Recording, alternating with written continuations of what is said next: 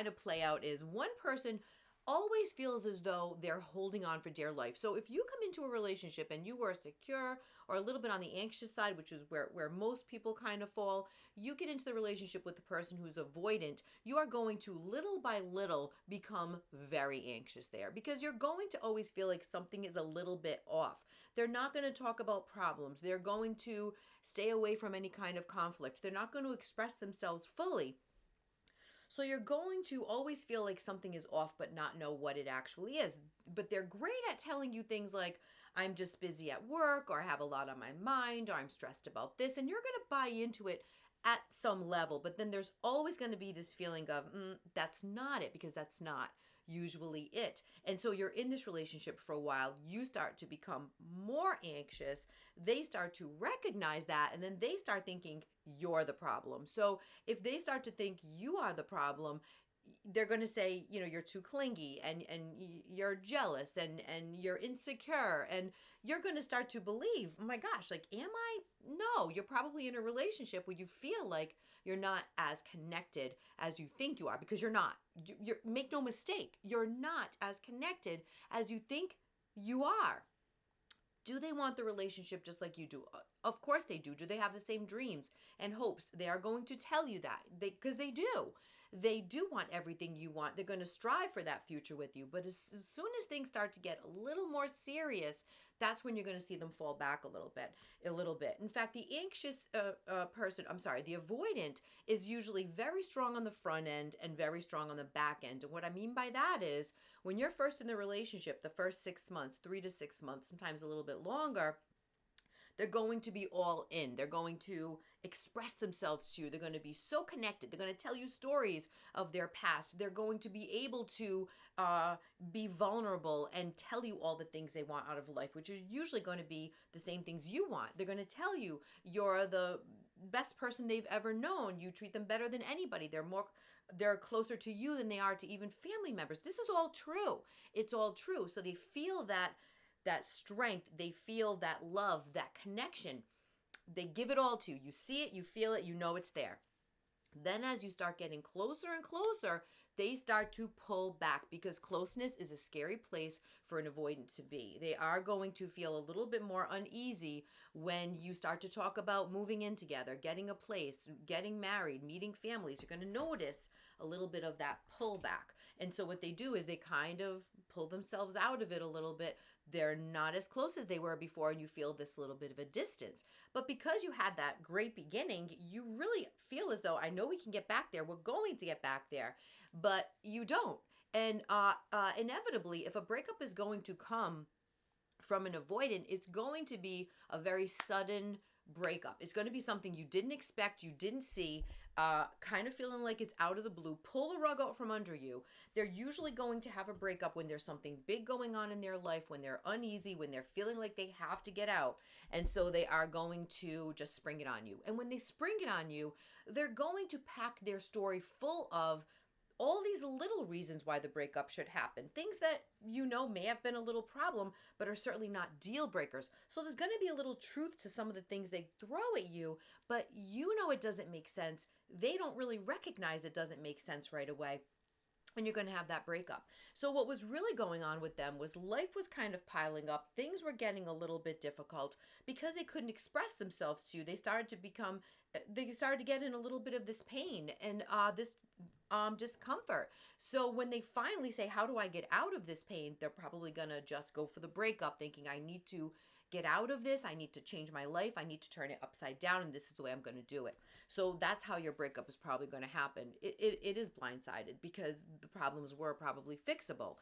So after that little bit of time, they're going to pull themselves away. They're going to pull themselves out of that relationship fully. They're not going to give you a chance to even have conversation, because they don't want to be talked out of it. They made up their mind. They're going in that direction, and that's all there is to it. So the first few months, you're not going to have any course of action. It's not going to be until after their relief stage, which they absolutely fall into, that you're going to have a chance to have better conversation and see what actually happened. Now, it's compounded by the fact that after they get out of the breakup, they're going to talk to you more than they ever did before. They're going to tell you the little things that were bothering them and things that were going on in their heads. And you're going to feel like, oh my gosh, are we making progress? Are we getting somewhere? No, they're just safely out of the relationship and at a safe distance. And now they can tell you a little bit more about what was going on. And sometimes they really do pack a story full of all these little things, and you're really saying to yourself, but why didn't you talk about this? Why didn't you bring this up? And how is this at the point of a breakup? But usually there's a lot more going on inside of them. So after the breakup happens, after that relief stage happens, then you have a chance to actually talk to them about what happened. Can we put this back together again? Because most of the time they do sit with the regret after they pull themselves out of that relationship and get through that relief stage. They do get to a place of, what did I do? Like, I love to be in that relationship, because believe what they said to you, even though the breakup feels so cold-hearted and just like a light switch went off, you're going to question, were they ever really in this relationship, and was I by myself? And did I even matter? Because they so easily walked away, and they'll usually put themselves in a brand new relationship right away. That's par for the course. So you're going to feel all of these things, but know that that relationship was exactly what you thought it was. They really did want all of the things you wanted. It's just when it got close, they kind of had to take themselves out of it.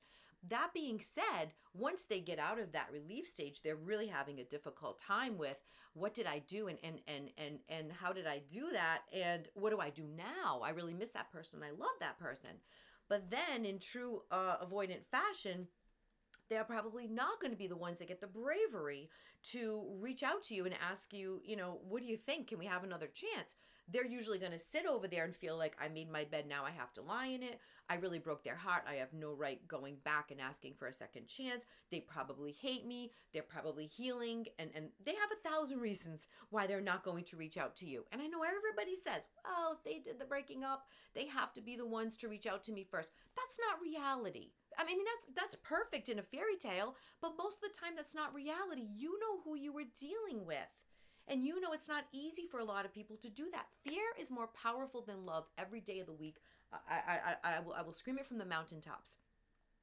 So after they come out of the relief stage, even if they're questioning if they made the right decision and they might want to come back your way, they're going to have a very hard time doing it. So on your end of it, sometimes a little reach out, like, how are you? Just wanted to check in, is all they need to kind of start to reopen that door and come through it and rekindle and try to start talking about the ending of that relationship, which is usually really abrupt. The ending of that relationship is going to be more than you can handle most of the time, because it is so like a light switch. You don't even recognize your person when they pull out of that relationship. So it's really important to not put any rules on yourself for the path that you're going to take if you want to reconnect with someone after a little bit of time. Don't listen to other people. Don't just block out the noise. You know your person better than anyone. And if you built a really strong foundation and this is your person and you know it, then you know what you're dealing with. You are aware of what the problems are. And that awareness alone is going to help you, if you get back together,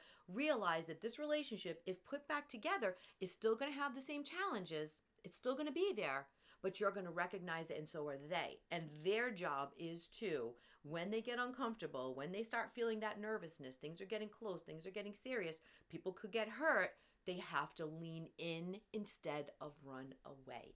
It's a fight or flight. And they're usually going to fly away as quickly as they came in. So it's important to recognize it and have a plan in place. Weekly check-ins are great if you're with an avoidant. Really getting to the bottom of, what keeps you up at night, what's going on in your head, how are you feeling? And for the avoidant, it's coming to you like, I'm getting nervous, I'm freaking out, like we're getting close, whatever they need to say. That communication is really key. Are people going to change very much? Change is very difficult. So understand that if you're in that relationship, it is going to be a struggle. You're probably going to feel uneasy a lot of the time because they're not expressive. So if you have it in you and you realize that you're the kind of person that can handle that, this is your person, you're not afraid to make those little changes, you go right ahead and do it. Just know that this is a challenge and it's not as easy, and you may always feel a little bit off, like there's something wrong, you're not as close as you wish you were. But if you say, this is who they are, I get it. Other than that, we have a really solid relationship. There's a lot of great stuff going on here. then make your choice. Make your choice. It's challenging because they're not going to change very much. And that's I mean, I can't speak for everyone, obviously, but that's the truth of it with most people. When you're in a relationship with someone, you have to really say to yourself, this is my person. This is me. This is them. This is how we are. This is what we face as challenges, but can we work through it and can we figure one another out? Of course you can. Of course you can. So is that dynamic very common? Absolutely. I probably see it more than any other dynamic in the relationships. It's challenging, yes, but can it work? Yes, it can. It is something that you have to be well aware of. And if you see what I just described and you say, that was my breakup, you could be dealing with an avoidant. And let me just tack on one little thing here. When an avoidant comes to you and you say to yourself, but are they avoidant? They told me all their childhood trauma. They shared so many stories with me. I really feel like they were able to be so close and vulnerable with me. But remember, when someone is recounting something that has already happened, they have dealt with it. They got through it. They processed it. Now it's part of their history. It's a story that they can share with you. And while that is a level of that vulnerability, what they have trouble sharing with you is what is going on now, what they are trying to process in the here and now. That's where they struggle. Not telling you and like letting you into things that have already happened and they've already worked through. They have trouble sharing with you what's going on right now. A health thing, a job stress, a birthday that is coming up, like any kind of big life event that is kind of bubbling up inside of them. It's creating this disconnect and this like uneasy feeling, but they have a really hard time sharing that with you. And if they did, you'd have such a great chance of getting through. So it's a matter of learning in separation about one another. What are the challenges? What do we need to know? How do we need to push this forward? And then you can do it. You can make any relationship work. Well, not, really unhealthy relationships. But most problems are absolutely fixable. So if this is your dynamic and you feel a lot of this, make your choice. Make your choice. Do what you need to do for this. Give it the best shot you can. If it doesn't work out, it doesn't work out. You have to know you. Is this what you want? Is this the person for you? Is this the challenge you're willing to accept? Or would it be easier for you to go elsewhere and find someone that's more in line with where you are? If the avoidant doesn't come back around, which is common too, sometimes it's very hard for them to sustain in a relationship where the other person is kind of all in. They may kind of go and get into a relationship that's a little less substance with someone kind of like them. They don't share a lot of feelings and emotions. Everything is kind of surface level. So sometimes they really go, and I say water finds its level, so don't be surprised if they get into something new, and sometimes that's a little bit of a step down. And I don't mean, looks and finances, all this other. I mean, like the emotional step down to where they don't have to come up and speak of their emotions. Can they survive in those relationships? Yes, they can for years. But are those relationships, are they full of like the closeness and the compatibility and the deep love that we all strive for?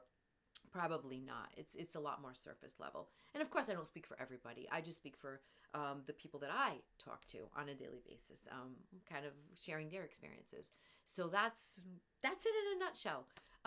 Then make your choice and go for it. Go for it. This is life. We're allowed to redefine a relationship any way we want to. And you can do this too. You can do it.